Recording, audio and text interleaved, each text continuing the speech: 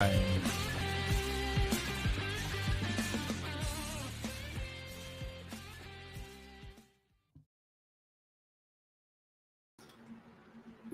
what's up, bro? I'm back in my native state of California, and apparently we say bro every third word now. Hey, bro, like everybody. And so I just said bro as many times as I could. It's Raj coming to you guys live on a special Monday night, I think. I'm not sure when we're airing this. Oops. But yeah, we're here to discuss what was a massive college football weekend for most. Absolutely massively depressing for me, but also, look forward to what's coming up. And it's rivalry weekend, and we have our Michigan panel of experts, as really there's no greater story in the football world. And I even read an article in the New Yorker about the University of Michigan. And of course, there's that little game coming up against that other team, South, I think, that wears scarlet and gray. So yeah, that whole we're both undefeated, number 2 and number 3 in the country, possibly the national championship game.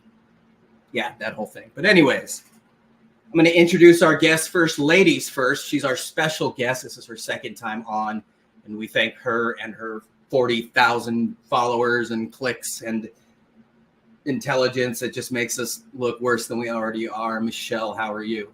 I am great. How are you? Good to see you. You as well. Just living the dream. I'm sure you're doing the same. How's the weather where you live? I know where, but I won't say it. A little chilly today. Not as warm as it's been. But still nice. We got a 72 degrees here, but it's windy, and the wind is really, really chafing me, if you will. I was just kidding. Next, let's go to the next Michigan guy. He's our producer extraordinaire. He's excited. He wears Honolulu blue, and they pulled out another one. Tom Sloan. Yes, they did. Oh, what a game. Dude. Unfortunately, it's the first game we didn't go to. We gave the tickets to her sister-in-law and her nephew. It was his very first Lions game. So what a way to introduce him to Ford Field than a huge fourth quarter comeback. So that was awesome, but definitely looking forward to Saturday. I know Michelle can probably agree with me. It's been stressful and it's probably only going to get worse, but that is the game week in a nutshell. Yeah. This one more stressful than usual. I'm sure you felt great about your decision giving away those tickets until the last 3 minutes. And then you were like, yeah. Gives a shit if the kids first game. I'm just kidding. I'm glad I was not there. I'll just say that there's too many Bears fans. Yeah, there was a lot more than one would think, but it's good to see reality settling back in for them.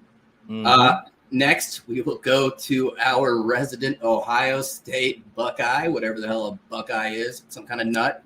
Hairless nut. So is he. Ew. Man in chain, how are you? I'm doing well, man. Doing well. You excited? Because this is the first time in 6 years or 5 years that Ohio State is not favored in the big game. I think it's 5, and yeah, I'm excited. I'm always excited for this game. This is the best game of the year, in my opinion. The only game that matters. Screw the college football playoffs. This is it for me. So we've lost, obviously, 2 in a row. Pretty badly, might I add. Pretty badly. But, we were on a 11-year streak prior to that. So, listen. What have you done for me lately? But the Big Ten is better when Michigan and Ohio State are good and they have this rivalry. So, I'm all for it. I love it when they're both good because you never know what you're going to see, what you're going to get. You don't want to go to a game and watch, a beat down one side or the other. So, I love it. I'm all for it. Says you. I'm sure Tom and Michelle are all about it. Seriously, I quit going to the home games because it was like, it's not like, why would I even go and want, like, I would go to the Penn State game instead, the year before or something. I want to see a good game. I don't want to go spend all that money and hang out and just watch a beatdown. So trust me, bro. As you guys know, I'm out in my native Southern California, just me without the family. I'm seeing my mom, and I had the chance to come in early and go to USC, UCLA, and something told me don't do it. And I'm really fucking glad I did, because I just have no words. And I think we're going to talk about it. So thanks, Tom. I appreciate that. And I went to USC Brown, the basketball game, and it was exponentially more entertaining. But no, I'm as a, I could finally say, fuck the Pac-12, we're out. I hope we don't even go in a bowl game. And as a Big Ten member, I can't wait for the biggest game of the year. Finally, as someone else who is really excited that it's basketball season, a fellow college basketball lover, fuck football right now. Robert Davis Esquire, how are you, sir? Hey, I am doing well. The Vols had a huge basketball win today in the Maui Invitational. Now sets up a game against Purdue tomorrow, 8 p.m. So I'm looking forward to it. And to my Big Ten people, so everyone else now, welcome to your 1 week in the spotlight. Enjoy. Oh, boy. Dude, those SEC guys. It's so rare, actually, like me thinking that, we are Tennessee-based for the most part, except for Tom, who does everything. But, we're just surrounded by SEC folk. And to see Rob as just like a blatant minority, which is just odd in more ways than one, as we all know, is beautiful. But, it's about to go down. So as a Big Ten member, shut up. But anyways, without further ado, I know that, we were going to talk about, before we get into all the good stuff, Tom, you want to take this? The first topic you have is USC gets beat by UCLA. What did you mean by that, Tom? Well, you can ask Robbie that, because Robbie set the agenda. So go ahead, Robbie, you take it. Yeah, so, I mean, this was one of those kind of wow games to me. It was Chip Kelly talking about getting fired, and Caleb Williams could get some Heisman potential first-round draft pick, and just like, wow. At the Coliseum, Caleb Williams' last game. Maybe. So, Raj, let me just start with you. One, what does this say about kind of where Lincoln Riley sits, and what is the vibe on USC as they head into the Big Ten? Well, first, I'm going to caution you to stop reading Bill Plaschke. He's a dildo. Because I know that's the first thing you read. And Plaschke was all over Riley. He's a LA Times sports writer who's on Around the Horn. He's a douche.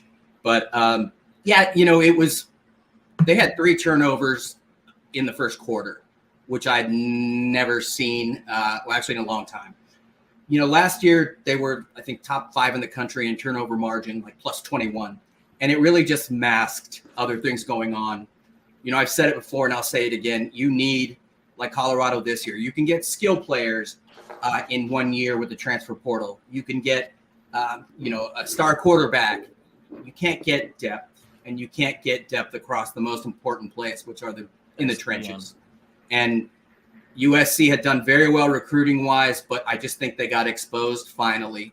And it's odd because Caleb would kind of set up in the pocket, and that was by intention earlier in the year. But he's just really best, when he's improvising on the run. And, it sort of looked like that was his choice, but it turns out the offensive line is so awful that he was just running for his life.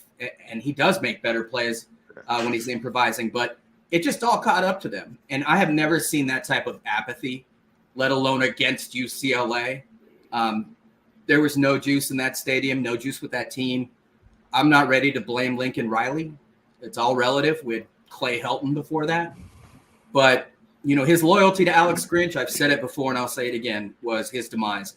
And that 3-3-5 bullshit gimmick defense. Yeah, 18-8 with, 5 losses this year and 1 loss, the bowl game where half the team was dead, and the other lost to Utah when Caleb got hurt in the first quarter on a 50-yard scramble. So we can qualify it all you want. The bottom line is they're in a better place. I have the utmost faith and confidence in him. It was just his loyalty in that 3-3-5. It's a gimmick defense, and I know they were trying to cover up holes, but they wasted a generational talent, and it's upsetting. I just could not believe how little they cared. And, UCLA is top 5 in the country in rushing defense. and I think SC had 4 rushing yards. So Um, game over. It was pathetic, though. Yeah. All right, Michelle, I'm going to go to you. You've got 2 Southern Cal schools. We talked about this pre-show. You, Raj, and myself, we all lived in Southern Cal. We know what college football is like there. These are 2 kind of programs that are limping in. They're 2 empty stadiums, just lethargic fan bases. What do you think about what does this Big Ten entrance look like for them? Is there fanfare, or is this more Iowa and Nebraska just coming to the Midwest? Well, like the inverse, I think, of Iowa, certainly, and that Iowa plays defense. And USC really hasn't. Also, I think Big Ten schools are traditionally a little bit more robust along the lines of scrimmage, and it just doesn't look like USC is bringing that to the table either. I have less concern about SC and UCLA than I do the other 2 schools coming to Big Ten. I think Washington and Oregon are a much bigger threat. I think Michigan plays SC early next year. It's at week 1 of the Big Ten season. I think so. Is it? Oh, they play Texas at a conference, right? Yeah. Do they? No, the big week 1 of conference play. Okay. It's USC. USC. Is it at the Big House? Yep. Should know that. Yeah. Great. Yeah. I feel great. Great. A different option. I think that Michigan, who's just historically been a lot stronger defensively, they lack the offensive explosiveness. I think that some of the newcomers to USC possess. Certainly Zachariah Branch is pretty scary if he is appropriately supported, but maybe it's too soon to say this, but knock on wood, I'm not real scared of USC, and I'm even less scared probably of UCLA. I mean, the fact there was, I think, a little bit of signal to that Chip Kelly firing rumor. Yeah, he pulled it off against a rival and they denied everything, but that's not a particularly stable program either. And I haven't seen enough there to really scare me. Yeah. So, and this is some coach speak. Tom, real quick, yes or no, does this save Chip Kelly's job? And then the second part of this, does USC have some buyer's remorse with bringing in Lincoln Riley? Well, the first part, I'll say their major donor, their number 1 donor at UCLA came out and said that they didn't feel like going a different route coaching, leading them into the Big Ten season made any sense. So I think it saved his job between that win and, money talks. So when your lead donor is saying, maybe we don't need to make a coaching change right now. So I think he's safe. And I don't know necessarily if USC has buyer's remorse. I think there's a lot of disappointment, but you got to give them at least 2 more years. The money they invested in him between his contract, between buying his houses in Oklahoma, getting him a house in LA, it's just you don't do all that and then cut ties after 2 seasons. So it just looks bad. But if they do what the rumor has them doing, bringing in Jim Leonard as their defensive coordinator, I think that's going to be a massive upgrade, especially going into the Big Ten, where he can recruit Midwest kids since he's a Midwest guy himself. So I think that would be a huge get for USC, definitely going into the Big Ten conference. You can't deny his ability to develop talent. 4 Heisman Trophy winning quarterbacks underneath his thumb. I mean, he is a hell of a coach. But again, defensively, his loyalty to that idiot. If they got Jim Leonard, I'd be doing backflips. Yeah. Remember, the whole Lincoln Riley thing came together in a day. He was our dream school, like when you're playing at colleges. So he's safe as can be. And yeah, they did invest a lot of money in him, but I for one don't put it on him. Real quick, I know football sells everything, tickets and money, but you're getting a lot more with USC and UCLA and Oregon in terms of national brands. Universally, national championships. It's Stanford 1, UCLA 2, USC 3, and this is across all sports. Some benefit from warm weather, but the pedigree speaks for itself. So they're bringing a lot of credibility. Everyone but Oregon is academically oriented. Oregon's full of dummies, but no, I think it's a great fit. And yeah, it is more than football, but it's, we had a few recruits say that I want to go to SC because they're going to be playing in the Big Ten and on, those big games. And we're going to need a lot of those Midwestern boys. There's no doubt about that. Brandon, so of Washington, Oregon, Southern Cal, UCLA, who do you put the one that how do you rank them as the most fearful as it comes to the Michigan, Ohio State duopoly that the Big Ten has? Right now or over the next 5 years? I mean, let's say over the next 5 years. Just walk it. Over the next 5 years, I would say Oregon, USC, Washington, UCLA. Over the next 5, as it transitions, what was it, next year?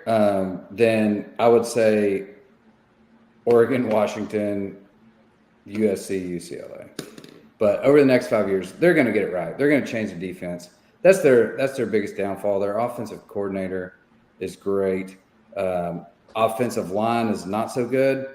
They had some big holes exposed with UCLA. And you know what? How much of this is like season's kind of over? Some of the guys aren't getting up for the game type deal as well. So effort is a question in that. And then, a couple of errant turnovers there changes the whole layout of the game. So I think Lincoln Riley is fine in his position there at USC.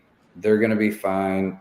They're going to recruit, and they're going to be a big competitor in the Big Ten. As the Big Ten announced, are they doing the pod system? Or are they doing East-West still? Have they announced yet? Divisions are done. Okay, so they're going to do some kind of pod system or like matchup. I think so. Rivals, yeah. So, because I was going to say, because USC's schedule will get easier if they're in the West Division, but if the divisions are done, and it sounds like they're playing Michigan week 1, so it's going to get harder. Yeah. Mm-hmm. Right. But, they've got to mix it up a little bit because it's heavy right now on one side, and it's so hard to watch like a Penn State or an Iowa every year get to the Big Ten championship. It's like it's disgusting. So Iowa I'm happy scores to have 15 them. points and wins this past week. I'm happy to have them. So it's going to be better for the Big Ten as a whole for sure. All right, Tom, I'll pass off topic 2 to you. Well, it's rivalry week, as we all know. And the lineup isn't the greatest, we'll say, outside of the game. But you have Washington State, you have Washington, Oregon State, Oregon. Michelle, of these rivalry matchups, which one do you see as being actually competitive and has the maybe the higher risk of an upset? I include Florida State in there now too, because with Travis done for the year, I think that kind of levels the playing field a little bit.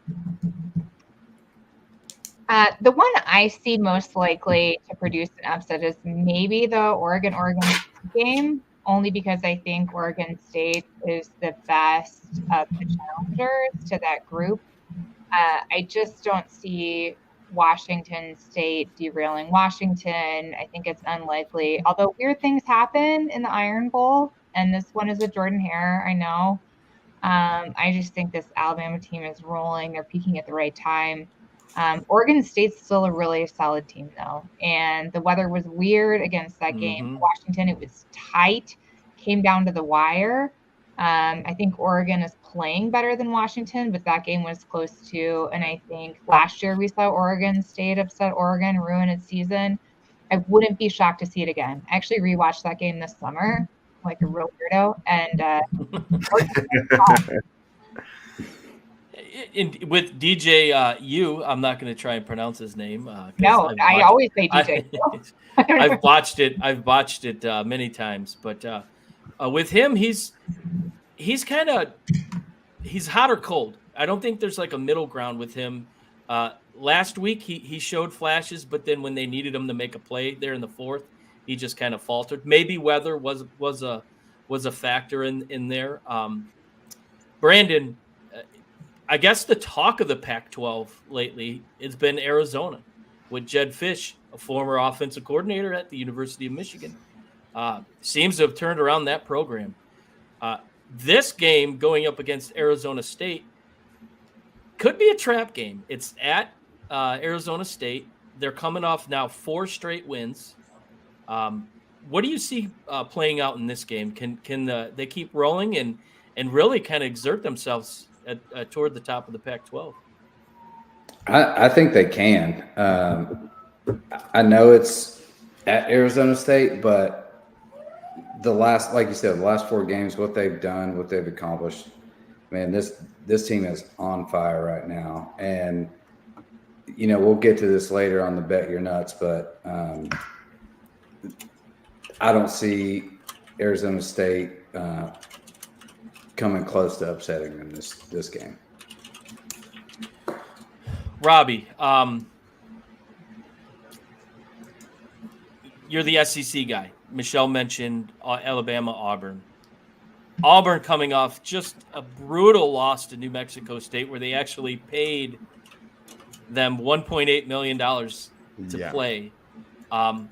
Is that the type of loss that can completely wipe out confidence, if there was any going into this game, or are they able to just kind of like, throw it off, write it off, and then be prepared for Alabama? I think this is a season and go in 2 different directions. I think that it's kind of Auburn. They won 3 straight conference games, albeit to less remembered teams. Just laid the egg at home against New Mexico State. Paid them $1.8 million to come play this game. This is what everyone criticized the SEC for is this week about, no one play, you don't play. It's just essentially a bye week before the rivalry week. And Auburn just laid an egg. I think this is just, even though it is, at Jordan Hare, as Michelle said, always a tough place to play. I think students that were on the fence are probably heading home for Thanksgiving. The biggest SEC game to me is FSU at Florida at night. No starting quarterback. I think this is the one the college football fans in general want, because no one wants Florida State in the playoff with that resume. We want them out, and let's get the 4 best teams in there. Yeah, and we'll talk about the college football playoffs here. Raj had to step away, so we'll kind of jump ahead here and talk about expectations. The past 3 rankings have been pretty much expected, with one change last week, Georgia and Ohio State flipping. This week, I don't see many changes coming into play, with the exception of, like you mentioned, Robbie, Florida State. And Michelle, I'll start with you.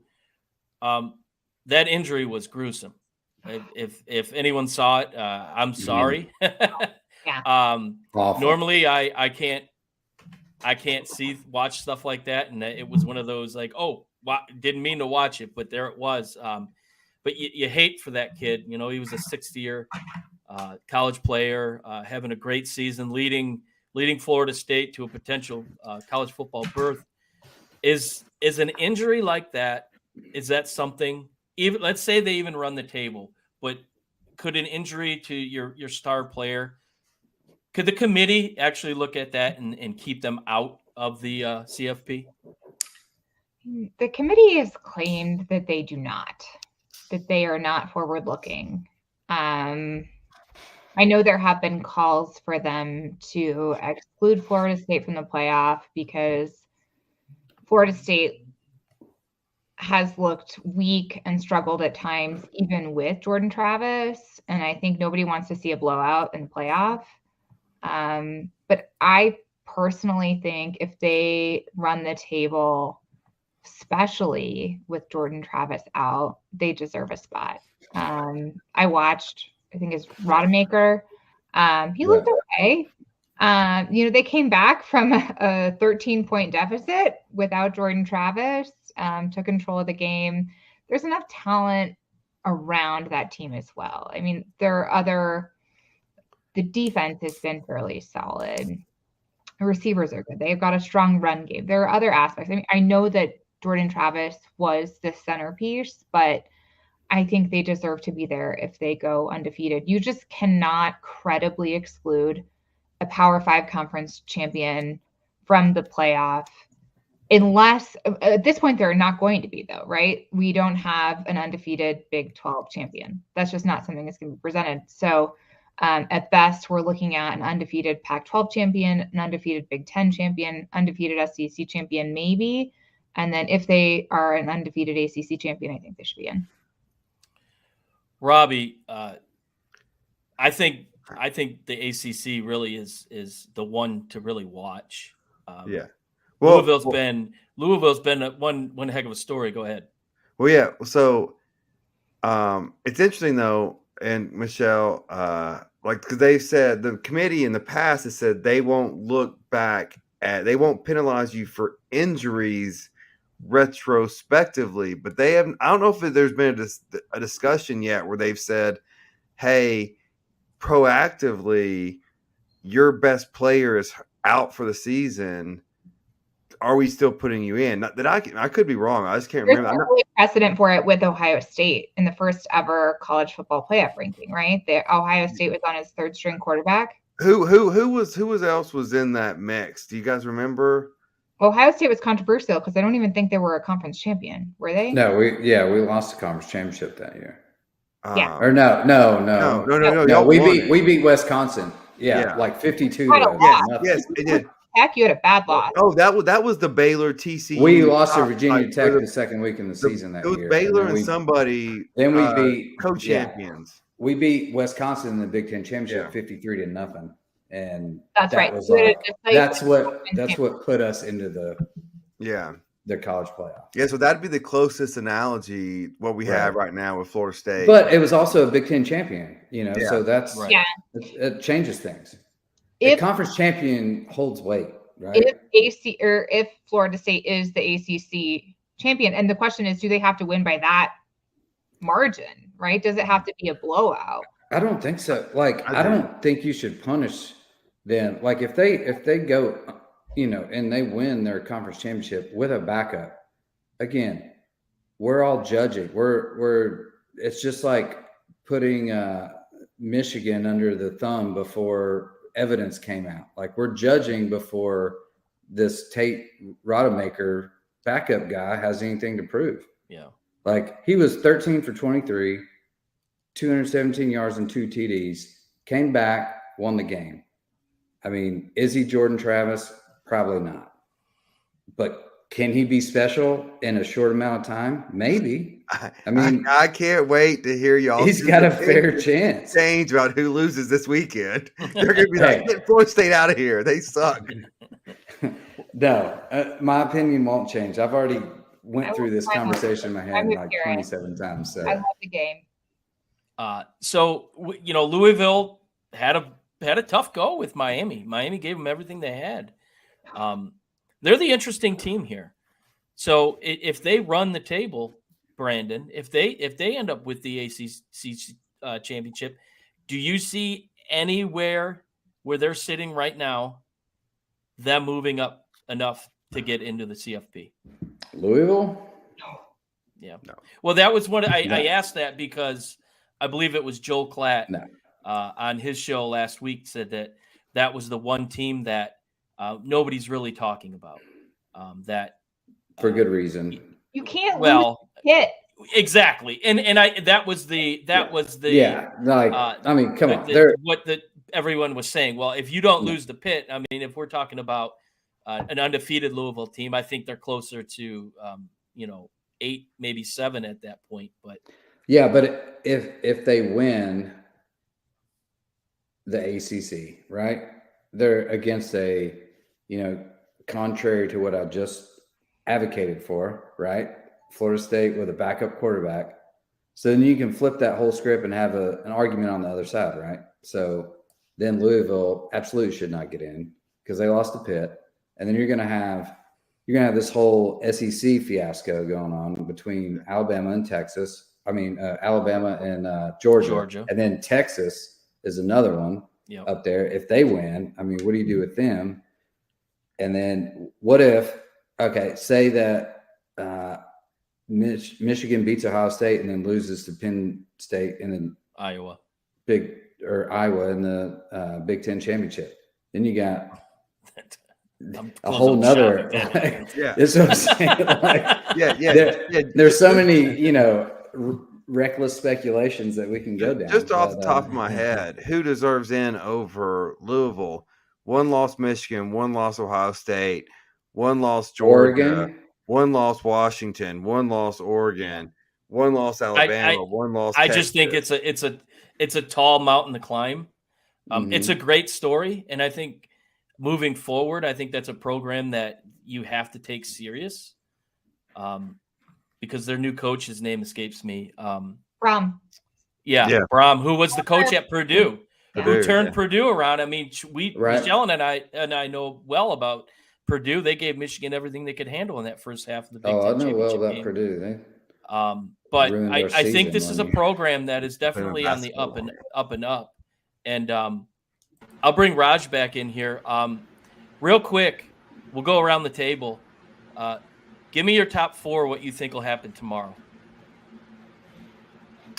Oh, is that when the rankings come out? Because I'm boycotting football. But yes. No, I don't think there'll be any changes from last week. The AP had already had Washington in. Well, actually, the AP came out today, didn't they? So they obviously took into account the injury to Jordan Travis. Mm-hmm. Now, at least the playoff can use that as pseudo rationalization. That, hey, this is on paper a better team. We're not talking about an injury here.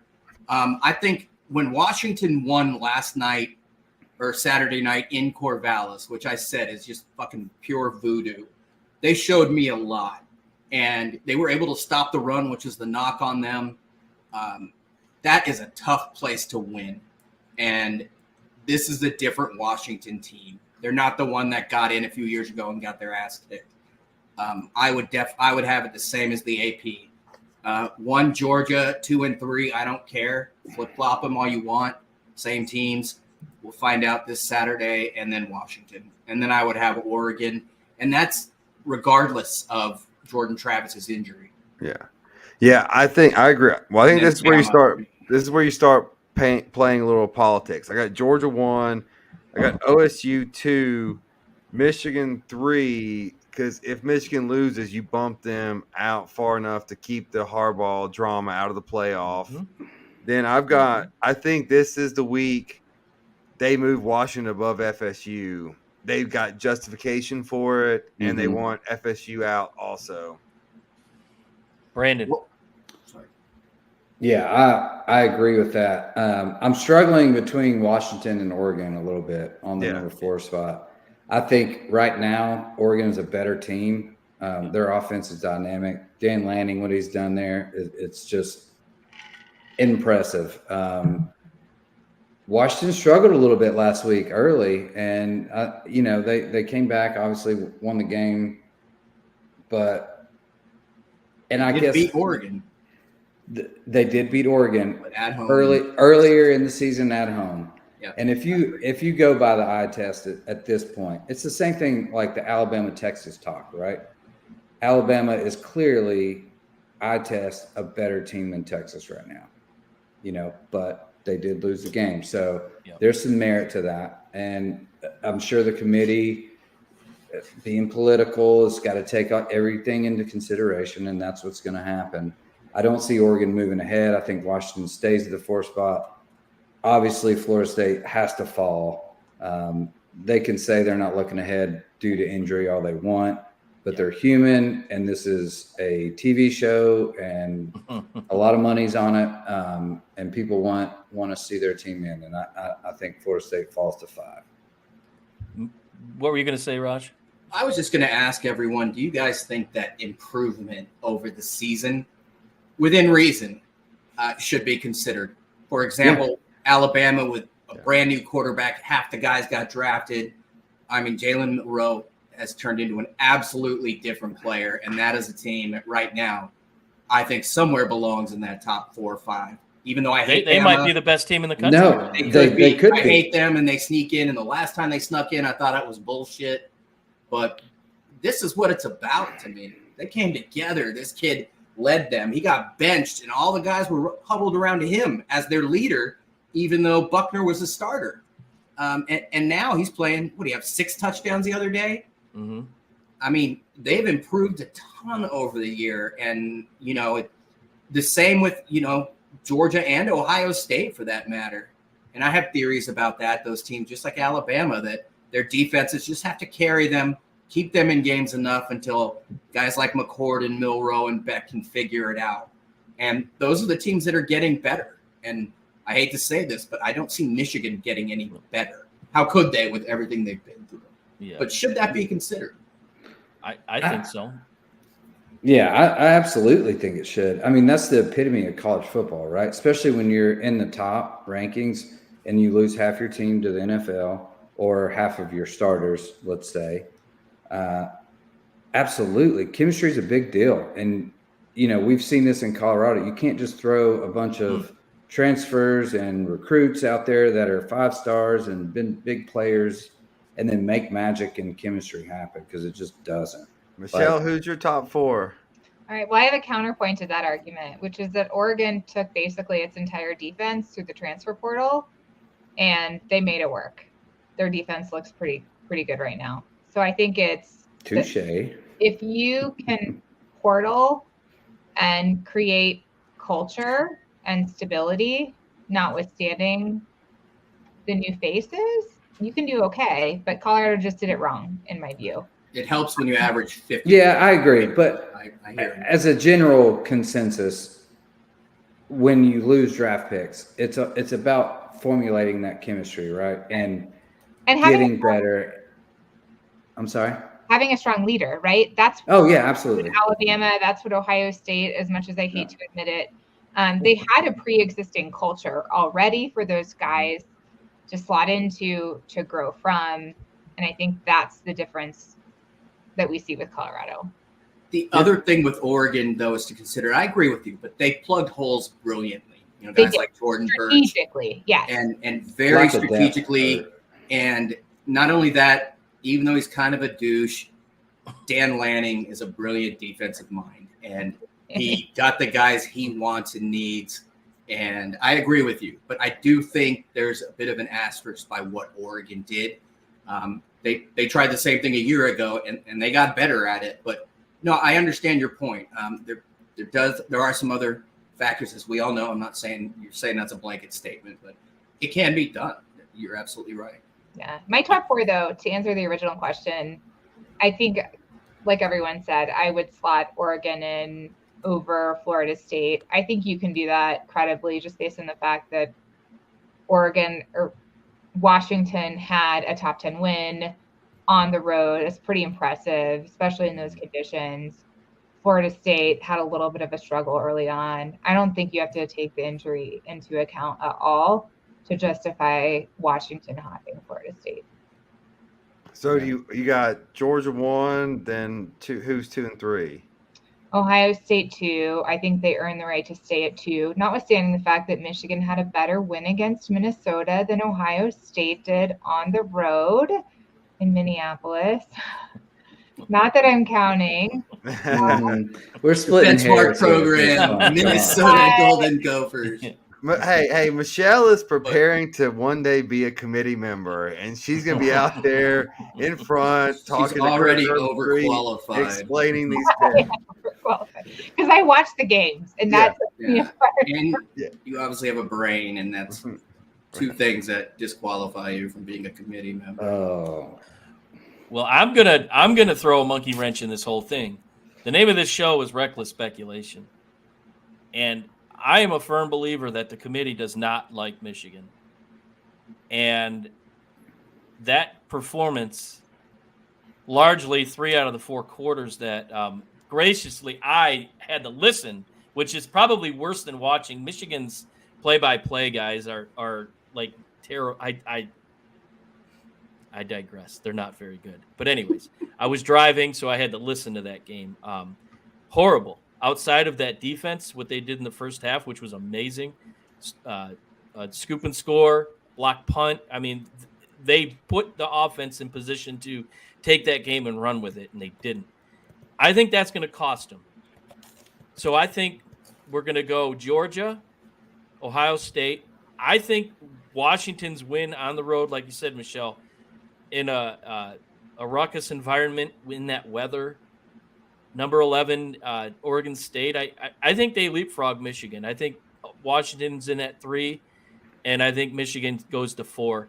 And I'm still holding on to my theory that even though the committee says we're not holding Michigan accountable for the Harbaugh situation, I firmly believe they are.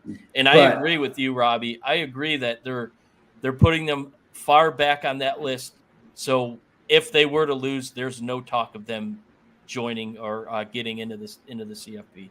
I was about to go ahead, Michelle. I just got to say that would be insane because Michigan struggling was Michigan leading the entire game after other than that early field goal by Maryland, they led the entire game. Their defense looked incredible versus Washington, who we have seen struggle time and time again. They were in a tight game with freaking Stanford. Like, to penalize Michigan for one slip up when Michigan has been absolutely dominant throughout. Sorry, I'm getting so worked up by this. Well, that's good. That's good. No, it's what it's all about. But like Washington has looked iffy. They've had to rely on their defense multiple times this season. Yeah, they had a good win, but also Michigan had a great win the week before against Penn State, and I think was not adequately rewarded for that. So they should have lost to Arizona State. It was 15-7, and they needed a pick 6 to beat Arizona State at home. So, yeah. And another thing, by the way, Michelle is absolutely right about. I just looked it up real quick about Oregon, and this is why this show is different than others because we do this because we're dorks. But Oregon's transfer portal, number 1 leading tackler, Evan Williams, transfer Fresno State. Number 2, Tysheem Johnson, transfer Ole Miss. Best DB, arguably, Kyrie Jackson, transfer Alabama. And then we all know their sack leader. He's actually not. Brandon Dorlus was there, but Jordan Birch has been a difference maker, transferred from South Carolina. Those are 4 plug-and-play starters that were taken from the portal that have just obviously changed that defense. So, yeah, this is where it gets tricky because the powers that be. You looked at the headlines today as I was getting ready for the show. It says Michigan escapes Maryland, not Michigan dominated the whole game. It's timing. Close game, and so like they're plotting. Like I just think they don't want. Michigan You're right. I can put my blue and on hat on and say that people are out with Michigan. Yeah. Oh yeah. I heard that. I heard that phrase. I was watching Sam Webb on the Michigan Insider podcast, and he had been called blue and on. I think if you look up the history on Twitter, I was the first to say blue and on. Oh, take credit for it. We could have a 6-hour show about how ESPN hates Tennessee more than anyone else ever. Not now. We go way back with ESPN hating us. It's interesting with game day coming to Ann Arbor. They're already plotting on Twitter to not show up, although that I know that won't happen. But they better be on high alert. The signage is going to be ugly for ESPN. I don't believe Pete Thamel will show up. I'm surprised they're going there, actually. I heard Pete's not going. And I wouldn't be surprised if Pat McAfee gets a pretty bad response because he was one of the loudest ones chirping that Michigan shouldn't be allowed in the college football playoffs. So it's going to get ugly. in Ann Arbor when they come to I'm town. shocked they're going there. Do you guys want to Yeah. talk about the game, or do we want to get into legality of what's going on right now in Michigan? Should we go to the game first? Well, you can lead in. Is there any more legality to discuss? Yeah, I think it's done. It's pretty much done. I yeah. just wanted to address that. Well, let me ask you this, Michelle. Harbaugh accepted the Big Ten suspension, more or less. It's been posed that he gave up. Number one, is that the case? And number two, does the NCAA still have potentially something more to say about this? For sure, the NCAA still has something to say about this. They've not even issued a notice of allegations to Michigan, which would give Michigan 90 days to respond. We all know that that process is going to take months, if not years. It's not giving up, I don't think. Although I think I had speculated before the Partridge news came out about him destroying evidence that the reason Michigan appeared to capitulate in this discussion, because I think we had talked last week about Michigan reaching a settlement. First of all, if you're not a practicing lawyer, you don't realize that basically every civil action settles, and every civil settlement agreement has a provision in there where everybody says this is not an admission of guilt or wrongdoing. Everybody knows this, except for the Twitter universe, who are not lawyers, who think that Jim Harbaugh admitted guilt.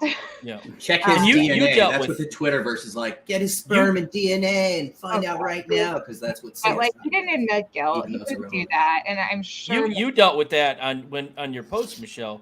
You know, it seemed like Buckeye Nation so bad. Yeah.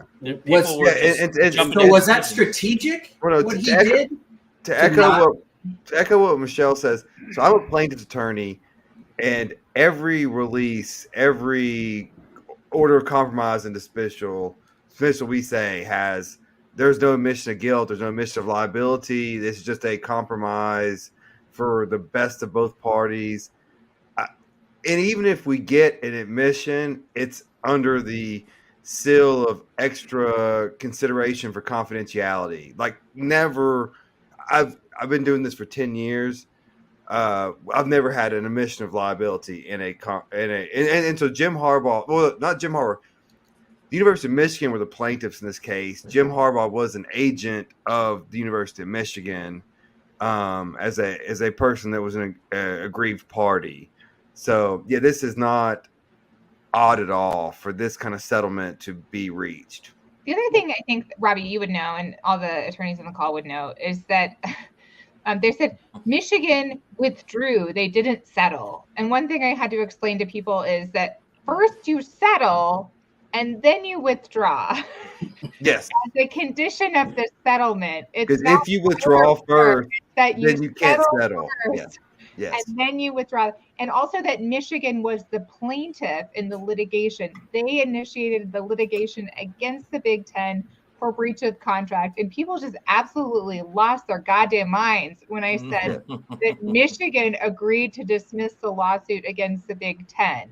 Everybody wanted to believe Michigan admitted guilt. I had people coming at me who were like, who worked in criminal court. They were like, oh no, I've seen a ton of plea deals. Like, they definitely had to admit guilt. Yeah. So even if the plaintiff settled for $20 million, it would still be an order of compromise and dismissal. Yes. And that's what the judge signs off on. It's out of the weeds here. Order. I want you guys to get your opinion on this. The Big Ten afterwards, I don't know if they were placating or patronizing. I'm not sure, but they basically said that today's decision by the University of Michigan puts it on them to withdraw its legal challenge against the conference's November 10th notice of disciplinary action is indicative of the high standards and values that the conference and the university seek to uphold. That's what the Big Ten said in a statement. Another political move. Why is this even necessary?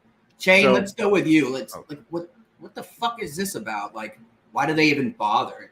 The Big Ten is trying to save face here, and where they got beat, Michigan let them off, in my opinion.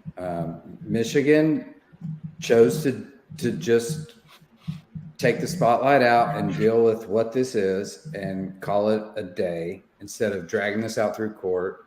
The irreparable harm conversation was a big deal. I think that could have made a lot of headway. And there's a lot of people talking about that, after we especially talked about it on this show, having you two lawyers. I had no idea what that was. I had to look it up afterwards, but it's all good. I do now. And just nerdy talk. Yeah. So to me, it looks like Michigan settled and kind of let the Big Ten off instead of pursuing this and dragging this out and being just an ugly shit show and a bad Big Ten spectacle. Like I said on our emergency broadcast, Fox has something to say in this behind the scenes with their contracts and TV contracts. They do not want this to go sour and spoil anything relative to the Big Ten, especially with big markets coming in like USC, UCLA, Washington, Oregon. Like, we want to keep the Big Ten clean, and this is a prided and respectable conference, and blah blah blah blah blah. So yes, this was settled quickly, in my opinion, due to what could potentially happen and how ugly it could have gotten. And getting to that, Michelle and Tom, Bruce Feldman stated on Big Noon, Fox, whatever they call it, that a source told him that he would not be surprised if something came down next year, sort of intimating that a lengthy suspension for Harbaugh. I'm going to ask, number one, to Michelle, how realistic is that? And sort of how does that play with what the Big Ten has done for everybody out there? And then number two, Tom, hypothetically, if that happened, what's next for Harbaugh? But starting with Michelle, how realistic could it be that Harbaugh gets suspended? From everything I've read, I think the Big Ten at least has said they are not going to they're going to conclude their investigation in Michigan, which is great news for the players. They can focus on the game. But then also I think they intimated that unless there's knowledge of this running to the top, they're done penalizing Michigan. And they've also said they have no evidence of it running to the top. Even the Partridge thing was based on destruction of evidence, not knowledge of the scheme, which is good. Can you hit on that real quick? Because that's more where there's smoke, there's fire. Another guy got canned or reprimanded right before a game. Like, this is so weird. Yeah, no, that was huge. I mean, that's not been discussed with regard to the Maryland game, but I think it's a pretty material fact that they fired their linebackers coach, who's an unbelievable recruiter, the day before a game. Yes, yep.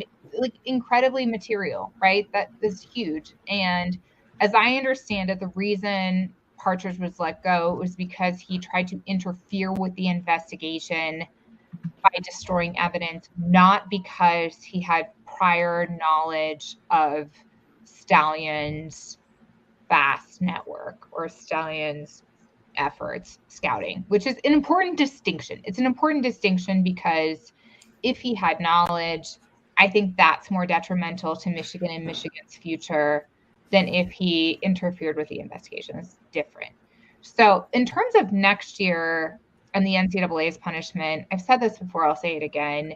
I think there's a real possibility that the NCAA has to revisit the in-person scouting rule altogether due to the fact, A, that the NCAA has said this doesn't really confer a material advantage when it's looked at the rule previously, that it almost repealed the rule.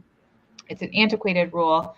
The fact that everyone's doing it, I think there is a lot more information that Michigan in particular has that will come out about the in-person scouting efforts of other teams, not just in the Big Ten, but elsewhere.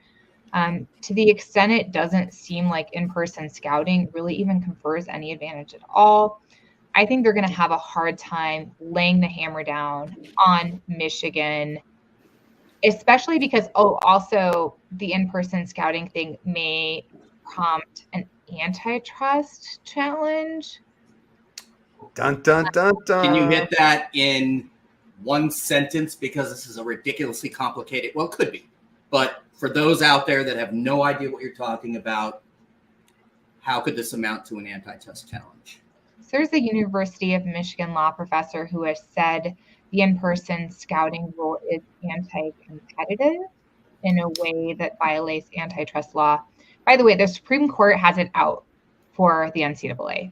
They've indicated this in their unanimous opinion on NIL, and then Kavanaugh's concurrence. Kavanaugh wants to take down the NCAA. If he gets the chance, I think he'll do it on the right procedural posture. So the NCAA has to be careful. They're fucking fascist. That's why. Oh, sorry. Not the Supreme Court. The NCAA. The NCAA has to be incredibly careful with how it proceeds against Michigan because there are larger dynamics at play that make it very risky to, frankly, even continue to have this rule in the books and then to enforce it to the detriment of student athletes. And just one little here, folks. Only here. One little footnote to that. So generally, you only see a 9-0 Supreme Court decision in something that's so absurd. To have a 9-0 decision in something as complicated as NCAA, like they realize like how effed up the system is, and to say to your point, I think that's why the NCAA hasn't made a move towards anything right now. Yeah. They're treading on thin ice with zero power, and they know it. Yeah. At this point. So I'm coming back to you, Rob. Sorry, Chan, I didn't mean to interrupt, but no, you're good. But Tom, just hypothetically, if he gets suspended, I know Jim Harbaugh was a quarterback for a certain team from 87 to 93. Longest tenure of his career was with the Chicago Bears. Mm-hmm. Could Harbaugh end up in Chicago? And is there anybody else, wink, wink, that maybe interested? Is a possibility of Harbaugh to them? Well, I think if this when you look at the scenario here, Chicago might have the first 2 picks in the draft next year. So that is something to look at. But what I'm hearing is that the Raiders are extremely interested, and he's extremely interested in the Raiders. Now, when you stop and look at it, who's got part ownership with the Raiders? Tom Brady. Who's a former legend with the Raiders? Charles Woodson. Shut your mouth. Forever legend. Charles Woodson. Well, I'm saying former player, legend, Charles Woodson. Where did Tom Brady and Charles Woodson go to school? The University of Michigan. So I think there's a lot of dynamics.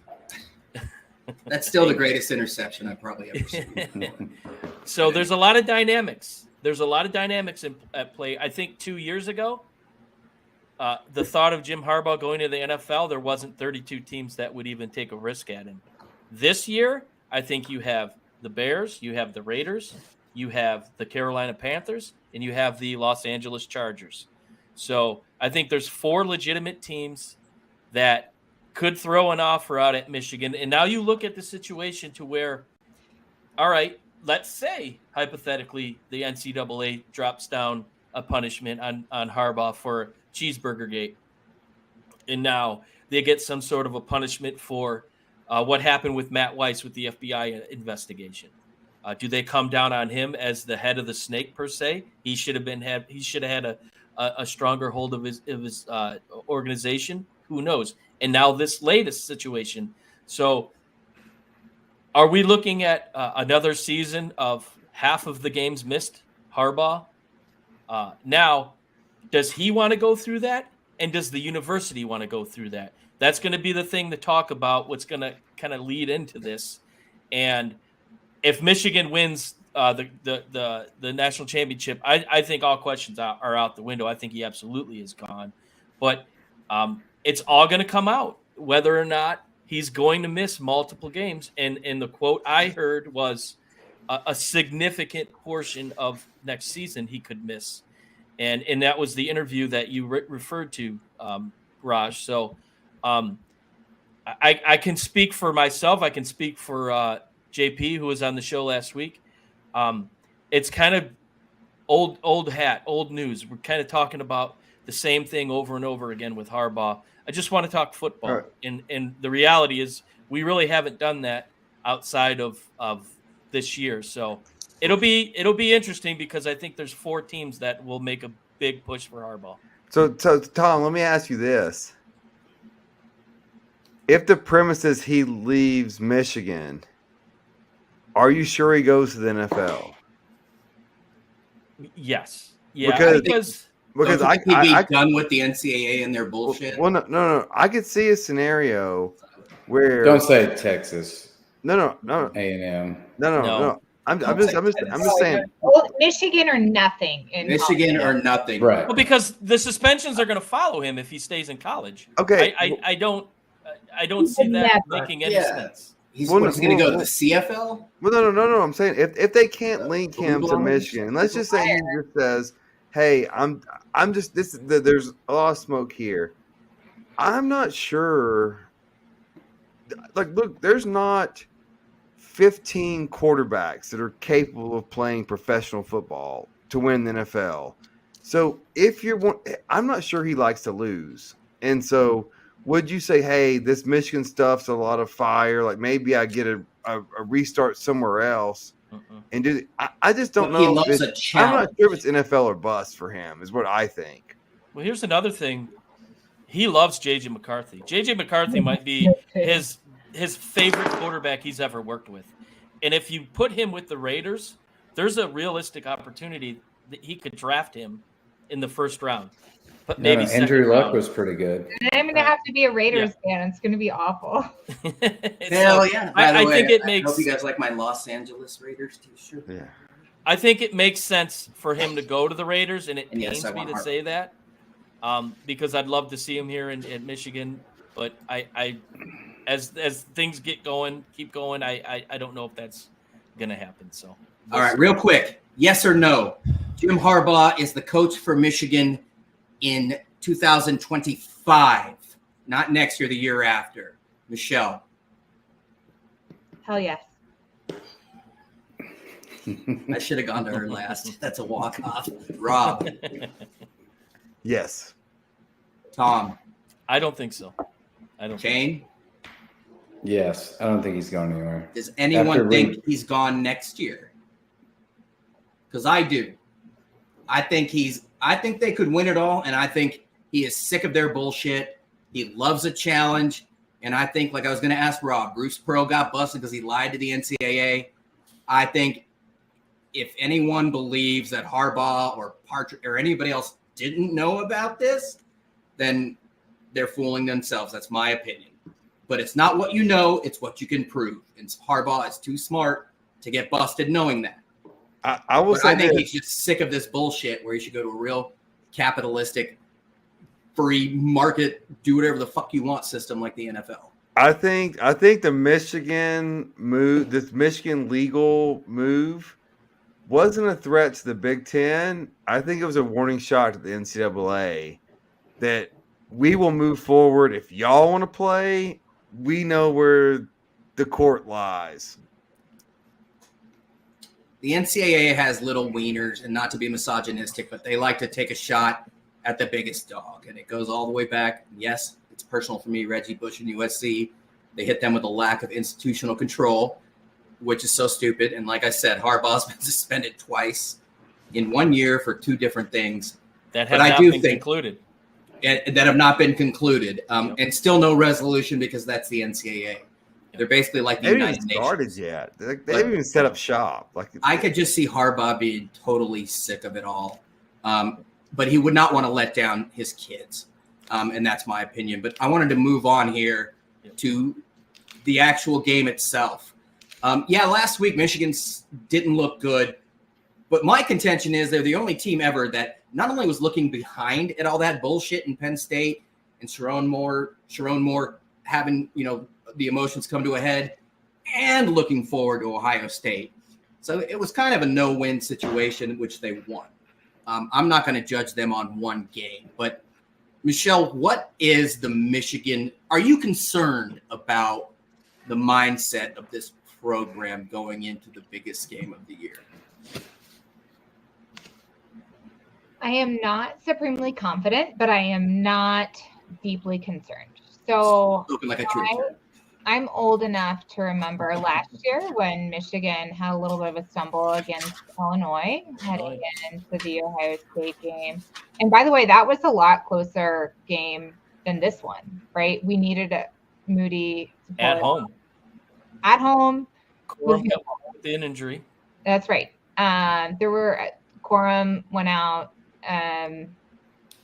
So I am.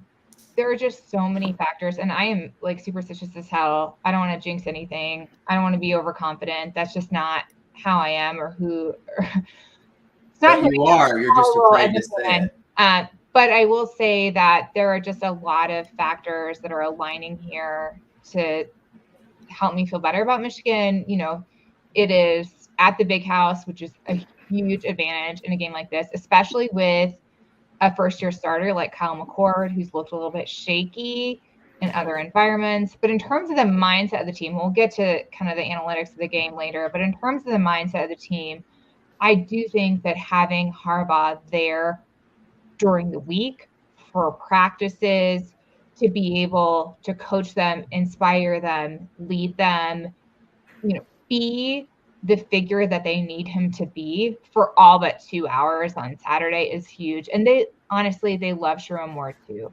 So I am, like I said, not overly confident, but not overly concerned. We can't underestimate a coach's impact during the game, but there is this weird backward sense of massive inspiration and motivation that all these guys are alluding towards. Well, I know Harbaugh will be right there when we get off the bus to give us a hug and, you know, win one for the Gipper type thing. And that's huge for them right now. I mean, Sharon Moore, you know, we were talking about Caleb Williams, and I kind of wanted to bring this up in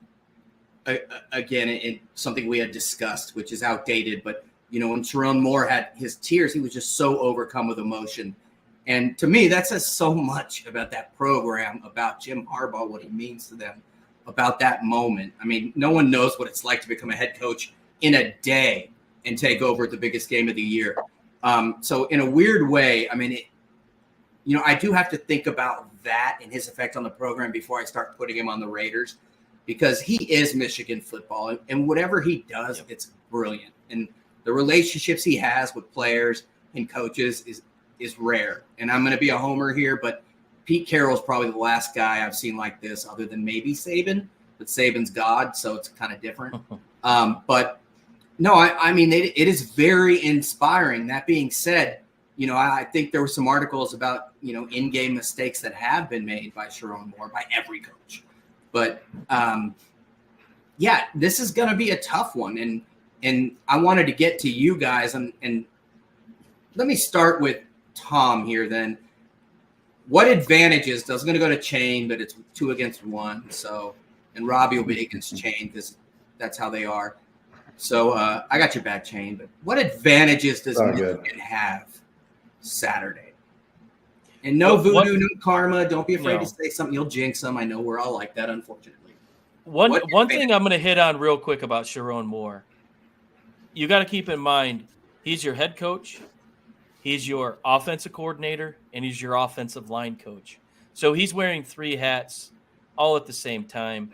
And, you know, he's going into what will be his 4th career game head coaching the football team. So I think that weighs a lot on him and was a big reason to the emotions. But I have to agree with Michelle here. The advantage is the big house. Playing at home, and I know Michigan won last year in Columbus.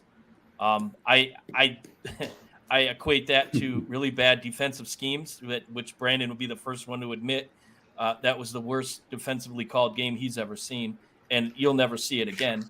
But I think being at home has its advantages. And one thing that we did see last year, and it is you know, common Jim Harbaugh practice, even though he won't be on the sidelines, I think that playbook's going to open up completely. We saw a lot of things last year. Mullins with a jump pass at just an absolute crucial moment of the game last year to complete a 3rd down play. There was just some plays that we, as Michigan fans, we didn't see all year long, and the thought was we were going to see those plays in that game. So I really feel like this week the focus is going to be on opening that playbook. The focus is going to be on J.J. McCarthy making plays with his leg. Hopefully the ankle Are is his legs better. okay? Yeah, well, like we were talking pre-show, there was rumors that he had an MRI. There was nothing definitive. He claims he's okay. He was not mentioned in any of the injuries, so I'm going to assume that he's okay. But you know what happens when you assume. But I think the one thing that they did not do last week was utilize JJ's legs. And that really made them kind of vanilla, one-tiered offense. So I think that's key. And there's a lot more juices flowing when you're at home. He gets pumped up. And I think this is a game to where you're going to see him open it up a lot. And, let's not forget last year, Donovan Edwards was not impressive at all during the regular season. But somehow with a broken bone in his hand and a cast on his hand, he decided to go crazy. And from what I gather, he's still scoring. So I think you're going to see a lot of Donovan Edwards coming out of the backfield. Now, is Ohio State going to be keen to that? Maybe. But I think when you have two running backs, that gives you the opportunity. But again, I'm nervous as hell. This game scares the crap out of me. Why are you nervous? Because I did Aside not from the like obvious. what I saw last week. But then again, Michelle brings up that great point with Illinois. It took one of the greatest field goal kickers in Michigan history to save their ass last year. So it's kind of rinse, repeat, rinse, wash. Just get it out of your system. Just burn the game tape. Don't even look at it. So, but this is a game, and I'm going to put a comment on the screen, and we can hit on it when we mention it with Brandon. But this is a coach in Ryan Day that's playing for his Ohio State career, in my opinion. Ooh. Because I think the Ohio State fan base, and from what I'm seeing on Twitter, if he loses, they better have protection for him. Isn't Heartline still there? Ready? I mean, they love Heartline. Yeah. No doubt about So, that. Rich brings up a good point. If not to steal your thunder, Raj, but No, if Ryan Day gets canned, if Michigan wins, does Ryan Day lose his job? And my point being is, you got a coach that is backed up against the wall, and sometimes those players kind of gel with that. They get the back of the coach. Brandon, That could be a tough mark for Michigan. I agree. Shane, what advantages? What do you feel good about going into this game? And no jinxes. This is a question. I know we're all lame and we're like, we don't want to jinx our team. But what do you feel good about? Where do you guys have the advantage? What I feel good about is, the running game I saw last week. I like seeing Travion. I mean, he's in peak form right now, coming back after the injury. And, McCord, he's been serviceable at best for the most part. But if you look back at the Notre Dame game and that last drive, there's something in there, right? Like, he's got that will to win, and he can make those throws. So I look forward to that, putting in a high-pressure situation that he can be calm and he can make those throws if needed.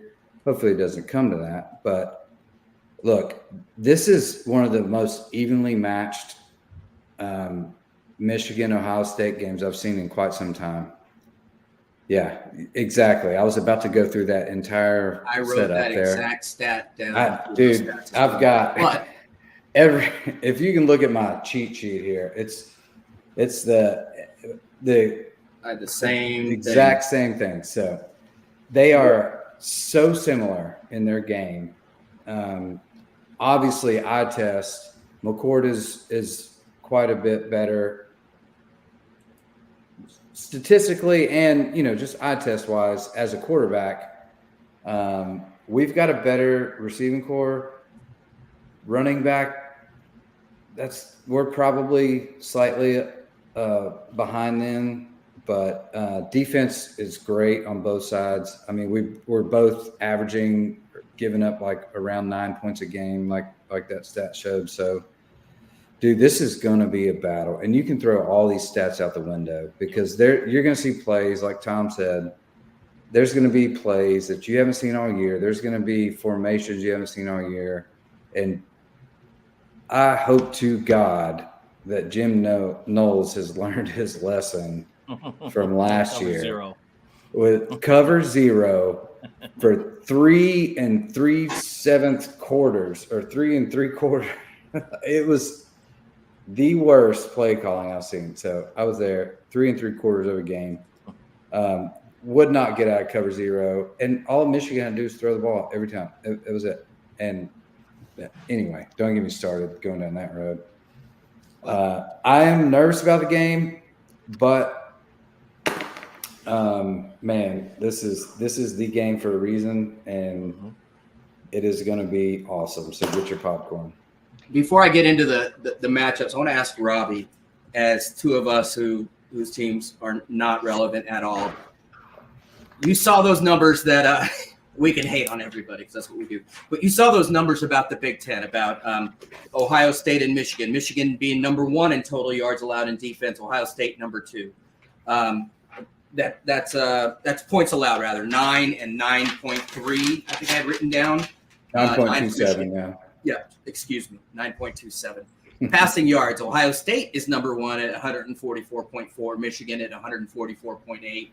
Unless, okay, thank you. I wrote it down so I could look cool. But anyways, Robbie, are these amazing defenses, or is the fact that it's the Big Ten and it's like 2 Snow Whites and 8, 9 dwarves have anything to do with this? Here comes the SEC bias. Well, I mean, I agree with that. Now, these are great defensive teams. The players are the players. They all go to the NFL, but you're not exactly talking about the most wide open spread offenses. And, the last, 4 or 5 X amount of years, one of these teams has hit 40 points, number 1. Number 2, look at the bowl game matchups. I mean, these were all top defenses, and I think I wrote it down, TCU hitting 51 against Michigan. Same year, Georgia 42, Ohio State 41. Year before, Georgia 34, Michigan 11, and Ohio State 48, Utah 45.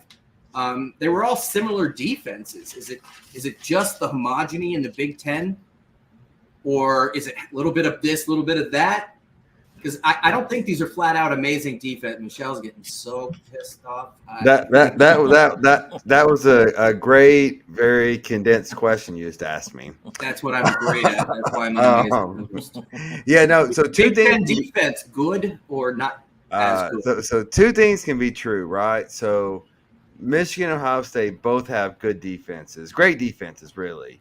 They also play some bad teams. My favorite bet of every week is Iowa in the under. Because 27.5 this week. Yeah, they just can't score. But no. Look, I think this game. So those numbers. They look. Ohio State, and Michigan. They all have talent. They have NFL talent. There's nothing to knock them about. It's kind of like Gonzaga playing basketball. Like, look, they're in a weak conference or a lesser conference. They're still really good at their sport. And so I think this game is going to come into a very matchup specific thing. Like, Michigan's going to let J.J. McCarthy do his thing. Ohio State's going to try to get Marvin Harrison Jr. open. And it's going to be who does that better. He was born open, although I what's love that? Sam Stroh. I said he was born open. Yeah. I mean, it's gonna be can you stop the other person's strength? And then it's going to be a turnover battle, I think. And then the other thing we touched on is Ryan Day coaching for his life, or for his job, not his life. I don't think yet. I think this immediately puts him on a must-win next year in Columbus, kind of hot seat situation. But I think he can survive a road loss, even if it's without Harbaugh. This is the last thread, though. If we lose this game, dude, it doesn't matter if you even make it to the playoffs. if you don't beat Michigan, like, dude, you're done. Like, It's a one game. Is it a one game season now, Michelle and Tom? If you lose this game but win the championship, is there an asterisk by it in your mind, in your heart? For Ryan Day? No. If Michigan loses to Ohio State, but let's say it's an overtime loss, both of them get in the playoff. Oh. And then Michigan ends up winning the championship, but not facing Ohio State. No, Is there an asterisk in your heart that No. you won the ring but lost to the Buckeyes? No, you win the championship. I don't know, dude. I'm with Tom here. Really? I don't really know what this is like, but it would kind of suck because they could always say that, right? Like, yeah, you got the ring, but we beat you. To me, I lived through. I mean, my dad is a Buckeye. I will say this: born and raised in Ohio, he's a diehard. So I watched him through the Cooper era, and I watched him just hate life every Saturday last Saturday in November, and then I've lived through the Tressel Urban era, and this game matters, and it means something. And winning 2, that's great. We've lost 10 out of the last 13. So this rivalry matters. And if we lose and we go back down that path that we were, the last, 10 years, then this isn't a rivalry, and that's important. But I mean, obviously winning the national championship would be amazing. But I think this game matters. And to Michigan fans, I think it matters. Not more than a national championship game. No, but I think if you lose it and get into the playoffs, which I highly doubt that happens. Yeah, it happens if you're in the SEC. Yeah, well, we're not the SEC yet. Yeah. Nor are you, Raj. Hey, shut up! I'm a Big Ten. Welcome to the Big Ten, buddy. Hey, dude, in the pack. I mean, but we deserve that. 2 things I want to do quickly. Number 1, I want to go down matchups without Robbie and I, with the 3 of you. Who has the advantage? And then I'm going to go into X factor. And what I mean by that, quarterback, running back. So are we ready? Quarterback, who has the advantage? Now I'm going to get Kyle McCord's been playing great, 3,000 yards, 22 TDs, 4 picks. JJ McCarthy a little dinged up. Chain, who has the advantage at quarterback? Ohio State or Michigan? Michigan. Michelle. Michigan. I don't have to ask. I agree. Running back. Now this is interesting. This is not as much of a giveaway even without Mayan Williams. Travion's been outstanding. Good offensive line coming together. Ladies first. Michelle. Michigan. Not even a question. Tom? I'll say Michigan because they have 2 no-doubters. But it's close. Kind of depends on what Donovan shows up, right? Like, and it's not just him, obviously, but Chain. It's close. Feel free, dude. Take stock in your boys. State.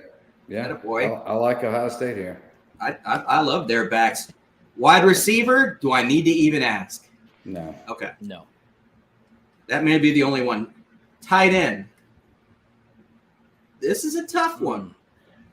I got to say this. Michelle, I was talking to Tom. I know Loveland is kind of the guy. Loveland, right? But Barner. I really like what I liked AJ Barner, man. What I saw from him, I saw a kid that can do a lot of different Barner's things. tough. He's real tough. Honestly, I think Michigan's diversity at the tight end position, similar to the running back position, I'm going to have a spicy take and say Michigan. Even though I have a ton of respect for Kate Stover. They do a lot of 2 tight end set, and I guess the other Ohio State is G. Scott, but yeah, 2 tight ends together, I would say yeah. But Cade Stover, if not for it was my man, the coach on the field, right? Sanderstill, how do you pronounce his last name? Sanderstill, Mikey. Yeah, he's the best. Zero. If he did not tip that ball last year, Cade Stover catches that in the end zone. That guy is a legend. But what do you think, say this Tom? about Stover. I think Cade Stover is probably one of the most underrated players in college football. Mm-hmm. He's big play, and when you need a big catch, he is the guy to go to, and he's got good hands, and he is 100% Ohio State Buckeye player, born to be a Buckeye. You hear him talk. He reminds me of Chris Spielman. He just has that Buckeye-ism in him, and Good analogy. I think he's a hell of a player and one that every Michigan defender should be scared of. But since Barner's gotten kind of into the mix, and it's only been the last 3-4 games, it's kind of changed how they handle the tight end situation. So, again, a lot like the running back situation. I think Ohio State has a slight edge, but playmaker ability, Colston Loveland has it, and Barner is tough, but Stover is he's a playmaker and he's a hell of a football player. So I'll give. Go ahead. No, I just told you. I saw a lot of fluidity, and I saw Barner as a guy that's going to be on the scene probably next year and the year after, like a very high ceiling. Yep. And they do that. He was like Michigan's becoming up. tight end. Like, man, this guy's nasty too. Like I said, this is one of the most evenly matched games I've seen against Ohio State, Michigan in a long time, and it's going to come down to quarterback play and offensive line play, in my opinion. And that's going to be we're going to turnovers, obviously. But would you take Stover or Michigan's 2? Oh, Stover. Now this is a tough one because this is where, again, Pete Carroll, when he got to SCs, it's all I got. I'm sorry, you're gonna have to hear these things from 20 years ago. The first thing he did was go OL DL, OL first. These two are just the epitome of those two things. Offensive line, Michelle, whose offensive line is better? I know that's a weird thing to say. Yeah, I'm gonna Run go block, pass block, overall. the 2-time Joe Moore award-winning, nominated again for a third year, returning Zach Zinter, Trevor Keegan, Newton at center, Michigan. That's one of those when you get an exam back in the day and you just like hand it to the press and drop it on like. Yeah, That's how I got A+ in college because I memorized everything. Just spit it out. Do we even want to go further? Shane, do we have much in art? Okay. Yeah, that's a drop the mic moment there. Yeah, dude, that's Right. game over. That's Yep, game yep. over. Yep. Defensive line. Now, what the fuck was that guy's name, Tom? Kenneth Oh Green. my god! I mean, I've seen some dudes, but What he did in the texted fourth Tom, quarter. I was just watching him all game, and when he fucking at 380, whatever the fuck he is, when he tracked down Singleton or somebody, He he ran didn't have out. the angle. He outran him, and I was like, oh my god, that's not human. Yep, You can't yep. do that. Well, what That's he not did in the okay. fourth quarter. What he I did saw in the that. last few minutes of the fourth quarter Saturday to Talia. He's a machine in the middle, and He's a freak. they have to really get him on the field as much as they can. Oh my god, he's got gifts that are you don't see. Sophomore. He's a sophomore. That's what I'm saying. He's young, and you can tell. But some guys name drop, like Tony Gonzalez back in the day. Like some guys are different, and that motherfucker was different. When I saw him, I was just like, is that on fast like forward when he's moving?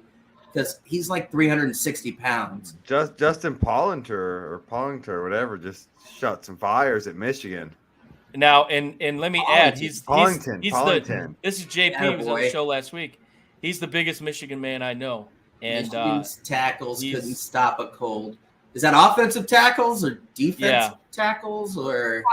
Probably is talking about Carson Barnhart. Oh, that dude who's Yeah. is he getting benched? Yes.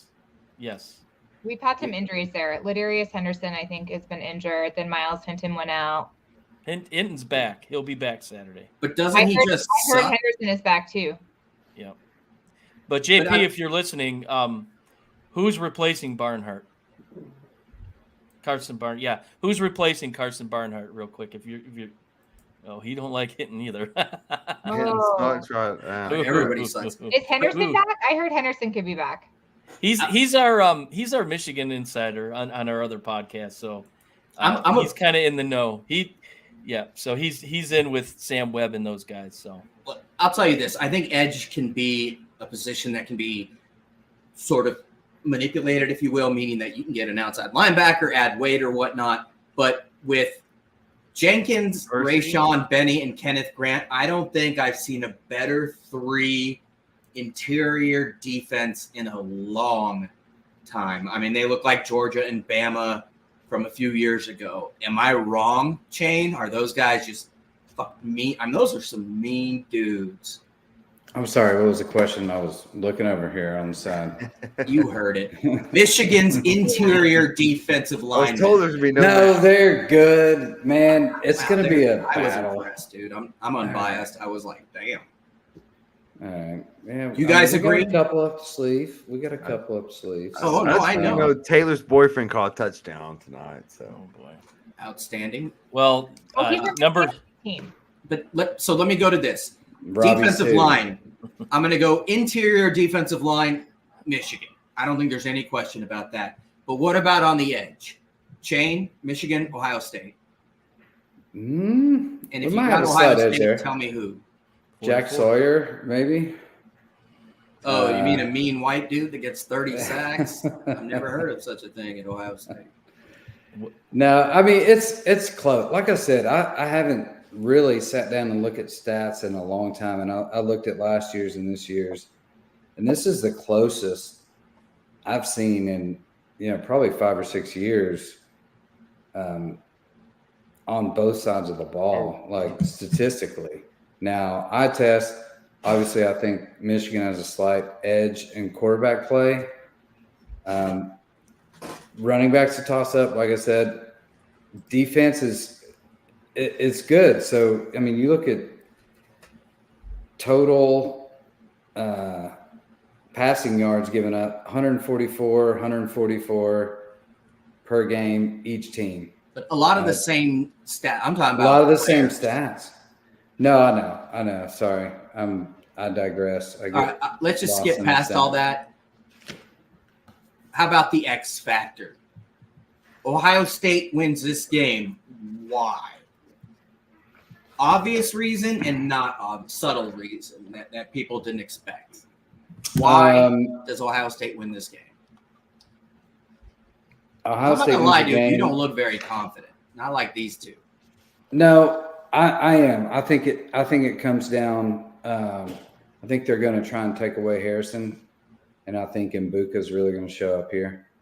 I think Travion is going to show up on the ground when needed. He's going to have some big chunk plays, and then I think you're going to see Stover when we get the red zone. All eyes on Marvin. I think you're going to see Stover maybe catch a score. So it's going to be tricky. It's not going to be what you've seen out of Ohio State, typical trying to get Harrison the ball. It's going to be the gloves are off here. Like this is the game. I'm telling you, dude. It's going to be. I would expect nothing less from JP. I would. For me personally, if Harbaugh coaches this game, I don't think it's much of a game. I'm sorry to say that, Shane. That's just my opinion. No, it's all. I That wish he being said, was it's not there as because bad I don't want as it that is, to be an excuse after we win. So I don't want to get there yet because I'm sorry. I didn't want to get a score. I just, me, I like to interrupt. And yeah. How about you two? I'm going to start with Tom and be not a gentleman. Tom, what is the X factor and what's the obvious fact? Michigan wins. Why? Michigan wins because I think they put a lot of pressure on McCord and forces him to make mistakes. And Brandon mentioned something that's, I agree with. I think this comes down to turnovers. And I'll give you a guy who came up big last week in the fourth quarter, and that is Mikey Sanderstill, who made the one of the plays of the game last year on Cade Stover. I think he benefits from a pretty stiff Michigan pass rush, forcing McCord to kind of make some mistakes, and maybe a pick six. I don't know, but I think it comes down to who makes the less mistakes. And I don't think McCord's as mobile as Tunga Viola last week. I think that was one of the things that kind of slipped up Michigan's defense. But one mistake in this game, that's all it could take. So I think the experience in the secondary, Will Johnson didn't play his best game last week. I think he fixes that. And yeah, I agree, Brandon. I think Ibuka, who is He's a hell of a receiver. I think he could be a factor, but I think that the depth and experience at secondary with a pass rush on McCord could be the X factor in Michigan winning. You guys have anything else you want to add before we get down to scores? I've got a couple. Please knock it out. Yeah. So one is, we saw this last year in the Ohio State-Michigan game, is that Ohio State was incredibly undisciplined. And that pattern has continued statistically into this season. Michigan is the least penalized team in college football right now. And Ohio State is in the bottom half of teams. And in big games, I mean, G. Scott came up earlier, right? We saw him headbutt somebody. It took away great field position from Ohio State and really cost them. And in an environment like this, where emotions are running super high, discipline is extremely important. Every yard. Do that. You cannot. Great teams don't do that shit. They do don't. that. And I think teams who can keep it together and stay focused and stay disciplined have an advantage.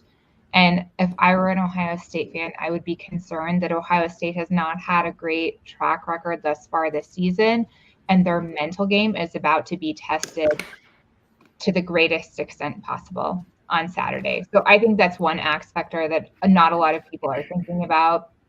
The other thing I think that's going to be really important is pressure on the quarterback. Penn State had a great pass rush. McCord was only able to put up 20 in that game. 20 is not going to beat Michigan.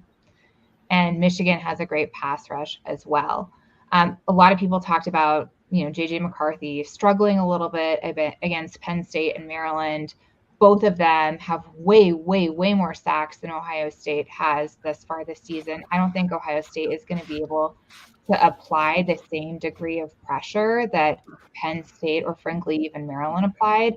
I think JJ is going to have a little bit more freedom. And as other people pointed out, I think Michigan has quite a bit up their sleeve that they have not yet put on tape for good reason. I think we see them open the playbook. And I think the combination of those factors makes me pretty confident, not overly confident, but fairly confident that Michigan has a lot of advantages. Now, I agree with you, but not as much in numbers. But, Ohio State is number one in the country in pass yards per game allowed. Michigan is 0.4 of a point behind that.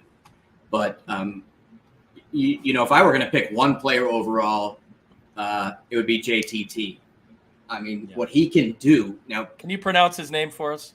Yeah, as a Southern California guy who's a big fan of the Polynesian culture and lifestyle and community, Tuimolawa. Damn it. Tuimolawa. Yeah, you put me on the spot. When I'm in California, I should be able to pronounce that. When I'm in Tennessee, I'm just like that one guy with a lot of vowels in it. But no, Brandon, quickly, JTT, why has he not had the season that many people thought he would have? It's a good question. I think a lot of it's been situational, and I think this is a spotlight for him in this game. I think focusing on the run here,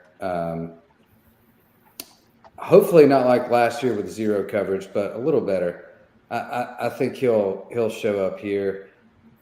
Look, Jim Knowles has started to get better game in and game out, and I think he's learned from his mistakes last year with this game, and I look forward to seeing what he can do defensively. Like I said, we've held teams to 9 points a game on average, and it's one of the best in the country. Michigan's right there with us, similar stats. So it's going to be a dogfight in the trenches, and I think that's where a lot of the game's going to be won. Like Tom said, maybe a turnover here or there is going to be huge in the game, but it's going to be down in the trenches for the most part. I mean, we knew we were going to run long because this is the game, and even I didn't realize how wrapped up I would get into this game. But as a Big Ten member, I guess I'm excused. But No, man. I mean, I don't know why I'm more jazzed about this one than others. Personally, it's because there's so much unknown. Even though they run such similar offenses, and on both sides they're so similar. But I mean, Ohio State, I don't know on defense. They have so much talent that they could go off. Eichenberg and JTT and Sawyer, and that other defense, Williams. Michigan, same thing, man. I don't know what's going to happen. And I think a big difference maker personally before we get into this is, I think Tom said it, McCord is like a tree in the pocket with roots planted firmly into the earth. The guy does not move. He takes sacks. McCarthy is not that way as long as he's healthy. And I think that's going to be a big difference maker because Michigan is going to throw everything they can at them. That being said, not having Harbaugh and their linebacker coach, to me, is a bigger deal than people think.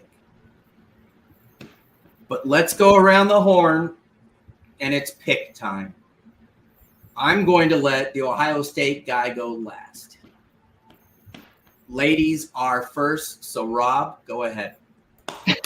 Boom, boom. Hey, I'll just say this. I've had to go get my second laptop battery to even survive the show. So for everyone that's still listening, I really do appreciate you guys. Don't be self-deprecating. This is the biggest game of the year by far. You're just mad it's not the SEC.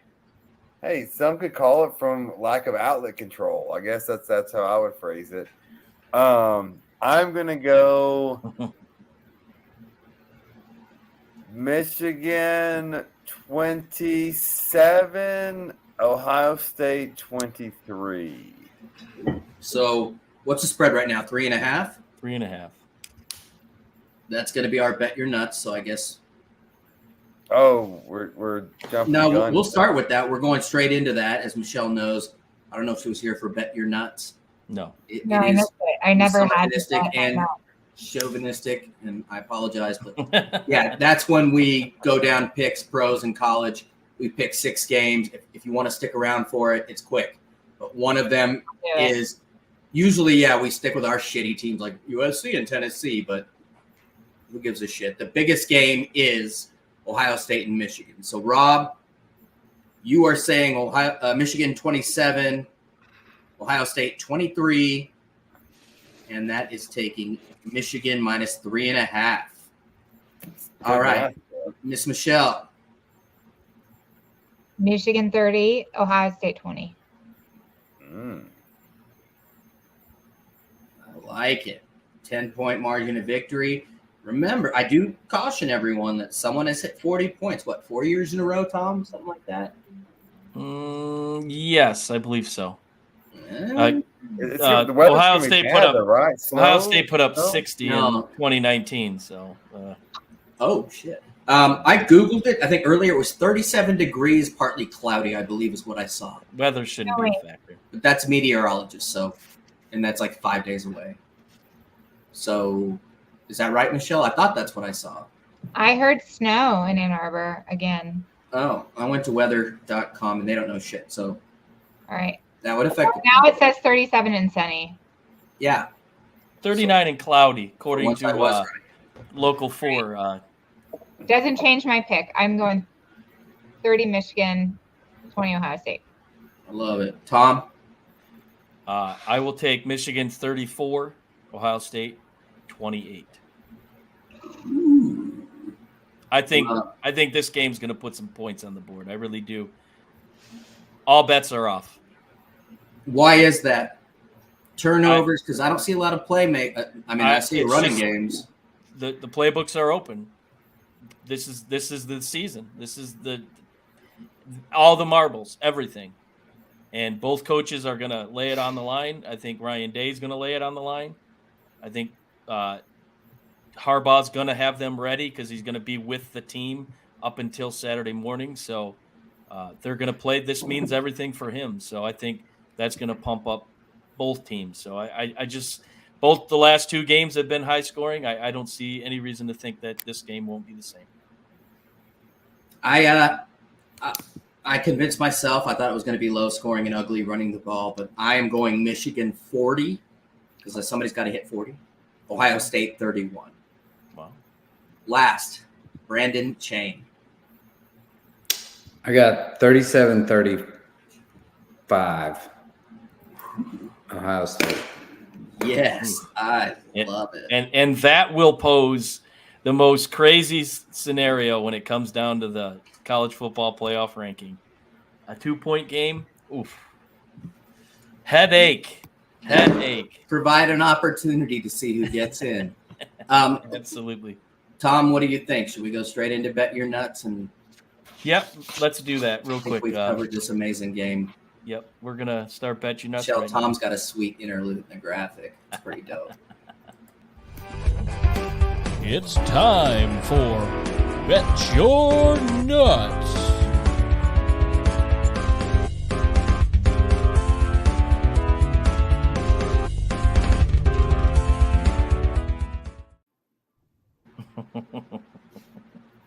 All right. Yeah. Did you like our Bet Your Nuts graphic, Michelle? I loved it. It was inspiring. That is the aim. Yeah. We inspire folks to lose money. That is our goal. We're gonna go right into it. Yes. First game. Ole Miss, Mississippi State. What is it? The Egg Bowl? I can't remember what they call this thing. What is the Egg Bowl? Thursday night. Thursday night, Thanksgiving night. Ole Miss is an 11-point favorite. Michelle. Ole Miss. Definitely. Yeah, we don't have to do scores. We'll just do that. Yeah, This is a revenge game. Mississippi State's down bad. Ole Miss is rolling Mississippi State sucks, don't they? badly. I'm going Ole Miss as well. Tom, I'll take Ole Miss. Chain. Ole Miss. Oh, you guys are all dum-dums. This is a rivalry game at Stark Vegas. Get the cowbells rolling. This is a typical Lane Kiffin choke game. Give me the Bulldogs. Why? Oh, Aside from the cowbells, which are the worst thing ever invented. Because Tennessee fans have some animosity towards Lane Kiffin. So No, I don't know. Yeah, that's when they dumped him at Tennessee the fans altar. do. Tennessee fans do. I do not. I do not care one way or the other about Lane Kiffin. I'm just saying this is a game he lays down, and this is the interim coach's last game at Mississippi State. There's going to be some energy there. Neither team has much to play for. Mississippi State wins. Wins, not covers. Wins. Oh, they won last year. They were Whoa, great team last year, but they can't do it again. Are we going money line here then? Oh yeah, I'm going money line. Damn. Wow. Put your money where your mouth is. That is I mean, reckless. it's Never a problem with you. Bet you're not. Well, you got married, so that happened a long time ago. Sorry. Oregon State, Oregon. The Ducks are 2-touchdown favorites at home. Side note, this is an 8:30 p.m. game. This is the only thing the freaking Pac-12 gets right. Why is Michigan, Ohio State at noon? That's the dumbest shit ever. Both schools want it that way. I hate it. The fans don't. I don't like it. I hate it. Be a It's nothing 3:30 like game. those places at night. I mean, it's pathetic. But anyways, Oregon State, Oregon. Let's start with Brandon Chain. This seems a little like a trap game. You know, Oregon State close to Washington last week. Washington did beat Oregon. So, with that being said, throw all that shit out the window. Give me Oregon all day. Oregon's got this. They are rolling right now. Give me Oregon. Tom. To me, the spread here is really high. I get it that it's in Eugene, but I like Oregon State's running game, so I think it'll keep it close. That'll kind of open up some opportunities for DJ Yu. I'm not pronouncing his last name. So I like Oregon State to cover here. Oregon's going to win, but I like Oregon State to cover. Exact same for me. Michelle. Same for me. Although this would be my upset of rivalry week if there is one. So let's fuck it. Oregon State money line. Hey, tell Justin, I I'll love send you my cell phone number after Money this. line. We can talk. Moneyline Michelle and Rob. Moneyline MSU. On this one, Robbie. On this one, I'm with you guys. I think Oregon at home, they may be the best team in the country. I think it's close, and Oregon pulls away late to cover. Speaking of, you said Oregon covers. Yes. So speaking of Oregon and their quote Heisman candidate is 4-yard dump offs that turn into 60-yard TDs. Bo Nix and his former team, the Auburn Tigers, are hosting Alabama. Now, Auburn had 1-3 in a row against bad teams, and they just got their ass kicked by the New Mexico State University. Can somebody other than Michelle or Tom tell me their team name? Rob? Shane? I know who their coach is. Who's New their Mexico's team? Mexico State. Oh, New Mexico State's team? Cowboys? I think they're the Aggies. Am I wrong? Who's their coach, Tom? Jerry Kill, former Minnesota Golden Gopher. Guy who almost He's the one that had a heart attack on the the guy almost killed sideline. himself. Yeah. Yes, Sorry, I yes, shouldn't say yeah. that. That's terrible. But anyways, 14.5. This is a they're the weird one. I Lobos. think this was a game that Lobos. Yeah, wait a minute. No, New Mexico. you guys were so Mexico is the confident. Lobos. New Mexico's the Aggies. Lobos. New Mexico basketball, by the way, has Oh, Eddie House's oh. kid and Jamal Mashburn's kid on their team. Yes, they're the Aggies. New Mexico is the Lobos. But Oh. I think this game was a trap game up until last week when Auburn just looked like dog shit. Alabama minus 14.5. I'll get it out of the way. Bama. Let's go with Michelle. Bama. Rob. Alabama. Shane. This is easy, Bama. Tom. Yep. Auburn, they former Michigan State quarterback Peyton Thorne. Boy, that Big guy's stinker. bad. Big stinker. They had 1-3 in a row, but it was against like Arkansas, Mississippi State, Rob's favorite team, and a few others. I was keen on them until last week, where they just looked like dog shit. Next, just more games that used to be so awesome, but now are just kind of sad, like, just skip overs. But Florida State sans Jordan Travis at home minus 6.5. Vegas being Vegas. Rob, starting with you. Gators money line. Money line. That's an Wow. added Gators have point, by the way. they've been tricky. They've been in a lot of games. They've lost some high scoring. This team scores more than you think they would score, how bad they are, but they're going to win this game. Woo. Michelle, we also encourage side bets, by the way. Usually that involves Robbie Yeah. wasting his money and paying us. Come at me. JP agrees with you there, Robbie. Oh, hey Michelle, anytime, hey, if you want to side bet, we can side bet. You got it. Yeah, we'll throw our Venmos out later after the show. Better than some of the weirdo There's a reason why I have poor lighting on my screen right now because I can't afford lighting because I lose all these side bets. Yeah, I'm coming for you on this one. Funny thing is, though, like I was saying real quick, Oregon transfer Trey Benson is Florida State's best player now, other than the receiver Wilson. 740 yards, 11 TDs, 119 carries. And Graham Mertz, quietly, 20 TDs and 3 picks. Wow. He's hurt. Graham Mertz is hurt. Did he get hurt? He sure did. I think he Oh, broke shit. his collarbone. So you might want to rethink that money line bet. But Oh, if you want to too make late. it, I'm in. I would take Florida State, even with a larger spread. They've got something to prove. They're trying to make the playoffs. They know the odds are stacked against them. I'd take him. All right, Michelle, side bet. I'll take the point. All right. Interesting. Side bet. Tom, you're the official documentarian of side bets. How much we going for? You can put it in the chat comment. Yeah. Okay. Yeah. You don't have to Yeah. announce that. You can internet measure, what. We'll connect offline. Yeah. And yeah, Tate Rodemaker. Listen, some Ohio State player tried to, or not player, some Ohio State fan tried to bet me feet picks on the game. Oh God. Oh, Welcome to Twitter Okay. and being a Yeah. young lady. hey, Hey, we're not there don't yet. judge us. Yeah, Don't so judge us we'll by our just worst You can specimen. take my money. Okay? Money You'll or never some get my kind of- tweet. Take my money. some other kind of You just judge the gender. Don't judge Ohio State.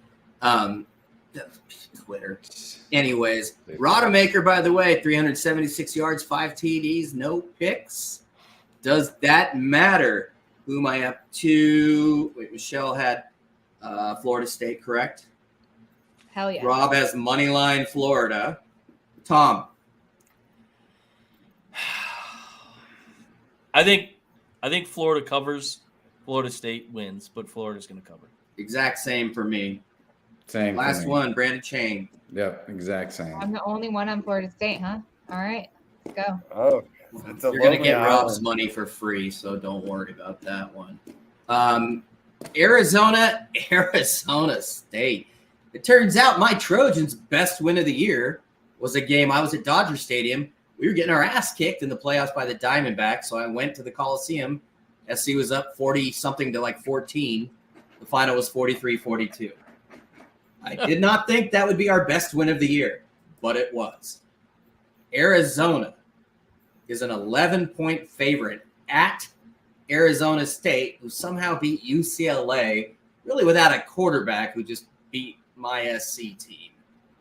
Welcome to Pac-12 life. Thank God we are dissolving. Tom, does Arizona State cover that, 11 or 11 and a half? It's 11. 11. Not only do they cover, I think they win by 3 touchdowns. This team's rolling. They've won 4 in a row. Jed Fish has absolutely turned that program around. I love it. Must-see TV. Yeah, big time. There'll be a very pro-Arizona crowd, even though it's in Arizona State. So give me the Wildcats. Something tells me if you have a dog, another dog again, like your 18th, it would be named Jed Fish. You love that dude. Michelle. I don't know. Arizona State has been scrappy. They've created problems for a lot of people this season. 11 is just too big of a spread for me. I think Arizona gets the win, but I think Arizona State keeps it close. Totally agree. I don't think Arizona knows what it's like to be an 11-point favorite and have the target on their back. I think they win, but I think ASU manages to cover. Chain. Got to side with Tom here. I think Arizona covers this. Maybe not by 3 touchdowns, but I could see a 14-point win here. Excellent. Robert? I'm not sure I've got an Arizona or Arizona State game, either of them, all season right. So I've got to. Pac-12 after dark. Yeah, this has been tough for me. If I have to go between Tucson and Tempe, I'm going Tempe all day, giving the Sun Devils just because I love Tempe, Arizona. So another place with mad voodoo. You know that, especially at night. Oh, Are you going money line? Is Arizona State winning this outright? No. I'll take. Don't get crazy. Hey, last time I was in Tempe, I flew out from Vegas to Phoenix for Is this a PG show, bro? So I was in Vegas for a weekend, flew out to Phoenix for the Vols Gonzaga game, 9 a.m. or tips everywhere. Went to Tempe. I was like dozing off at the bar at probably 10 p.m. or whatever, and the bartender or the bouncer was like, "You got to go," and I was like, "Thank you. Someone's got to tell me that. Yes, I do have to go. Yes, I'm out of here." This has been a lot of fun, and I love that we get into everything. And Michelle, this